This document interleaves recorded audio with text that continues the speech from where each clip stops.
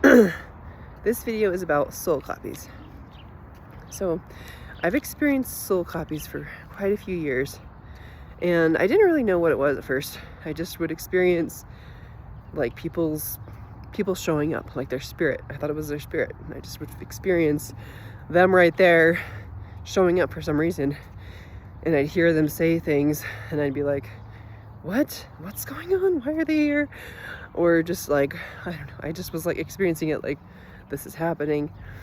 For example, years ago, before I divorced my first husband, my former sister-in-law, I was trying to meet her at the pool with my kids, but I had some things I was trying to do, and I was trying to rush to get there on time before they left. They ended up leaving early, but basically, like, I was running the whole way to get there, and it was so loud in there at this pool. I like ran in there, and she started walking me right when I got to her. She didn't see me. Like, she was like, had her back faced to me, and I couldn't yell out because it was so noisy. And right then her soul copy showed up and said, "Wow, I am a crappy sister-in-law." I didn't know that was her soul copy, but where I first heard about soul copies was from a medical medium. He said, and I don't even remember if I read it in one of his books or heard him say it on his live, but he said every person has a soul copy because when you come to Earth, you go through horrible things. So there's like a copy of your soul saved in heaven. And through the years, as I had all these weird experiences, and I've experienced so many different people's soul copies every day for a while, I can give you like so many stories about people's soul copies showing up. But I wanted to explain this anyways.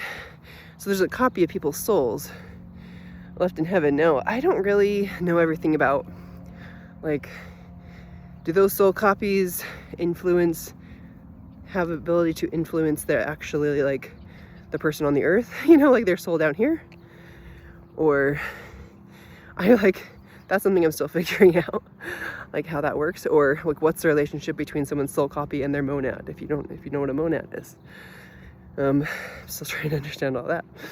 I'm like, I need to get Diana Cooper on the phone and be like, what's the difference between this and this? Anyways, but I can only speak from my experience, really. Just say, so what I've experienced is that if there's someone whose life I could impact by my choices or by how I'm being affected, sometimes their soul copy will come and intervene. That's probably a better word. Intervene. So like soul copies, like they're aware of what's happening to them, obviously, on the earth, and like what could influence them.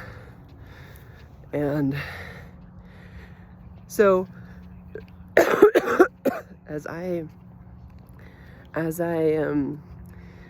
I'm working on my ascension process and elevating my I don't even know how to say it.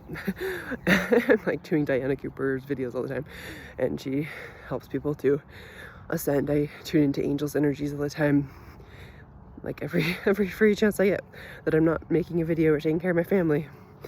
So the higher I go, I feel like there's more connection, and I feel people's soul copies checking in with me all the time. Like people that I normally interact with, I feel their soul copies. It's not like there's just special people that are, like in high positions or influential people or something that just check in with me. It's like anybody. And I've like interacted with all sorts of different people that are on the earth, people that are dead. It's always interesting to me when someone I know dies, because I have like such a stronger relationship with their soul, I guess. But I can always tell how much somebody cares about something because their soul copy will show up and help, you know, when I need help. Or they're like show up and they actually care because they're aware of what's going on from this higher level if they're paying attention. Some people's soul copies are just, you know, not, you know, they're more laser focused. I think they're focused on certain things and not focused on other things. Something that I have learned for myself is also the concept that people's souls live inside of their head right here.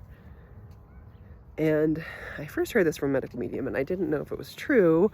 I was just like, what? I thought Joseph Smith said that your soul is your spirit and body and everything that you are. And I was like, what? How can you say your soul just lives inside of your head? And I was like, what? And I didn't know what to think for a long time. And then I went through a series of abusive experiences from Jesus. And it was so bad. He termed it as soul growth experiences, but let's be honest, it was just abuse. He kept me up for multiple nights in a row until my soul literally like detached and said, this is not okay. I've had enough. You cannot do this to me. And ever since then, I've been aware that my soul is a separate consciousness from my mind. And like the decision-making ability inside of me. And so my soul has taught me things and told me things and gone through like serious, like I just like experienced so many different things just from that point alone. It's like, where do I even begin? You know, like how do I even talk about it? But another thing is, this is off topic, but I have to say what I can say because there's so much opposition against me, unfortunately, that it's hard for me to even like follow with my topic. So I hope you have grace for me. I do want to have like really good videos, but it's just not always possible. So it's so easy for me to like lose my train of thought because I feel so many interferences all the time. So people who have, this is bouncing around, but people who have would have a very strong vested interest in me being safe in the things that I do show up. Their soul copies show up and help me. I've seen them like literally attack people who are getting in the way of me being safe. Literally put their bodies to protect me. And when that's happened, I've felt and heard Archangel Uriel say, okay, this is not okay. We have to make a judgment and we have to stop this from happening because it's just wrong. And that's the thing that's on another video I made. I talk about some people, they just want to see what they can get away with. Like that's their mindset. Unfortunately, they want to see what they can get away with. And there's certain laws that govern everything. And so if you're not aware of those laws, here's the thing is people could be taking advantage of you, seeing whatever they can get away with.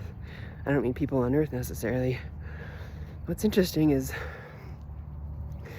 one thing I've experienced is I interact with teenagers on a regular basis. I've experienced their soul copies coming and helping me, and these are like rough teenagers that you'd probably be scared to have your kids know, or I don't know who you are, but right, like some people might be scared. But I have tried to have in my work, I interact with teenagers regularly, and I want them to feel like there's certain things I want them to feel when they interact with me. And so first of all, I want them to feel safe at all times. But the thing is,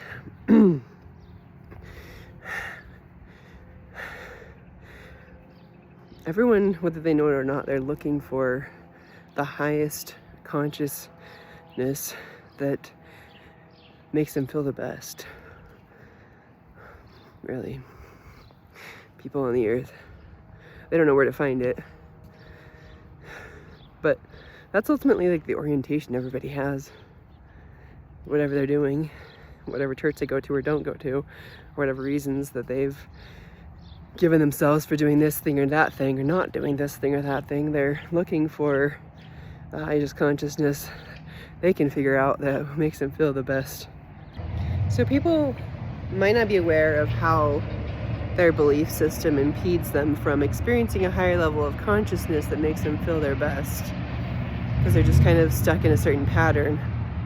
They're stuck in a routine, and they're like, this is good enough, or I believe this, or they just don't even think to ask, like, is this state of consciousness making me feel the best that I could feel? By, when I say feel the best, what I mean is, like, your beliefs affect how you feel, like that whole interaction, because there's definitely like different things someone could mean when they're talking about feeling their best, but